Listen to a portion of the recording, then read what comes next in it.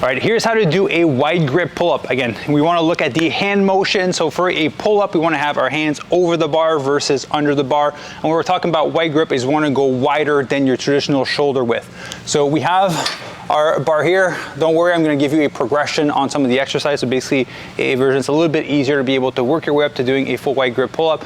So if this would be shoulder width, we want to go slightly wider, right? It doesn't have to do anything crazy. The wider you go, a lot harder the exercise will be. So if this is shoulder width, basically just go like 2-3 inches extra wider on your motion, and you'll notice it increases the degree of difficulty a lot more. So same thing, we want to have your hand over the bar. You want to wrap your thumb around it. You want to let your body weight kind of hang from it. Again, you can use an assisted machine for this. You can use a band to assist you in removing some of the weight. But basically what you want to do first part is you want to lock in the shoulder, activate the lats, and then pull up ultimately. All right, so here's what that looks like in full motion.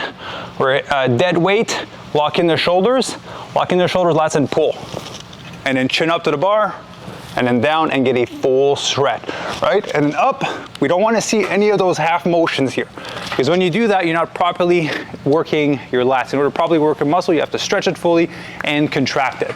So again, yeah, very simple, up and down motion, stay in control. Now, if you need a little bit of assistance, like I mentioned, use an assisted machine, or you can simply use the band to help you alleviate some of your own body weight on the motion. The color of the band will remove a certain amount of weight, right? It comes with a different form of resistance, but ultimately it would be the exact same motion, right? So